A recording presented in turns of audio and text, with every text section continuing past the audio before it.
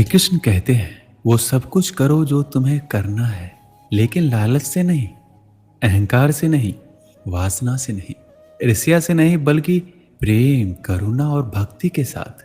श्री कृष्ण कहते हैं, नरक के 3 द्वार हैं, काम, क्रोध और मोह। जो व्यक्ति कामी प्रवृत्ति का होता है, जिसके मन में लोभ होता है और जो अत्यधिक क्रोधी स्वभाव का होता है, उसके लिए नरक के द्वार सदैव खुले होते हैं। अर्थात ऐसे व्यक्ति की तो सिर्फ नरक में ही जगह मिलती है। मनुष्य सब कुछ चाहता है, पर सब कुछ उसे नहीं मिल सकता। आपको जो नहीं मिला उसके लिए पश्चाताप मत करो। जो आपसे अलग हो गया उसके लिए निराश भी मत हो। श्री कृष्ण कहते हैं, मैं सभी प्राणियों के हृदय में स्थित आत्मा हूं। मैं सभी प्राणियों का आदि, मध्य और अंत हूं।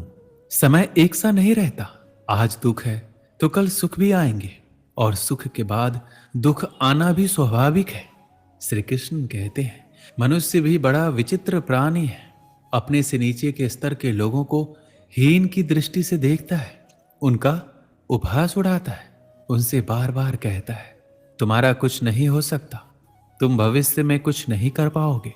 जब मनुष्य के पास धन, संपत्ति, मान, सम्मान होता है तो दूसरों का आदर नहीं करता, परंतु वो एक बात भूल जाता है कि उससे भी अधिक शक्तिशाली कोई अस्तित्व में है, और वो है समय। समय अपना चक्र कब बदलेगा ये कोई नहीं जानता। समय अपनी करवट कब लेगा ये कोई नहीं जानता। कोयला भी समय के साथ हीरे में परिवर्तित हो जाता है। इसलिए जीवन में कभी भी किसी का निस्वार्थ कर्म को अपने जीवन में अपनाइए। जो विधाता की लेख में होता है उसी का फल हमें मिलता है। विधि के विधान को स्वयं ईश्वर भी नहीं टाल सकता। जिस व्यक्ति के पास आपके लिए मान, सम्मान और कद्र ना हो, उनके साथ रहना व्यर्थ है। वो सदैव आपके लिए शत्रुता का भाव रखते हैं।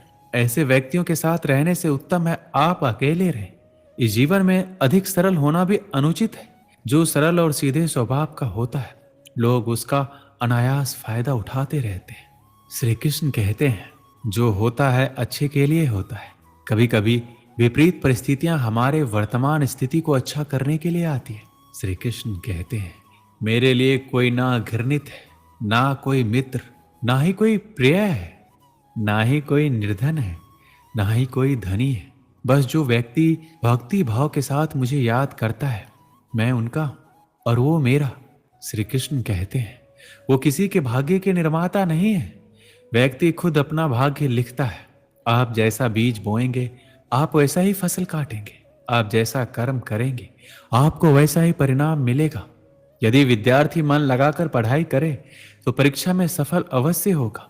इसलिए हर व्यक्ति का भाग्य भी तभी बदलेगा जब वो अपना कर्म करेगा।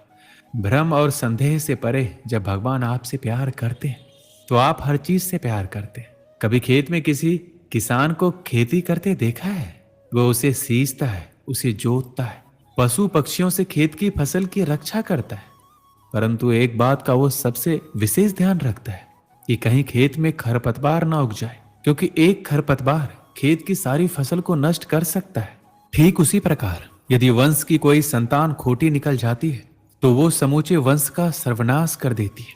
इसलिए संतान के लालन पालन में विशेष ध्यान देना आवश्यक होता है, क्योंकि संतान वो फसल होती है जो वंश के आने वाले समय को महान बना सकती है या फिर वंश का पतन कर सकती है। श्री कृष्ण कहते हैं,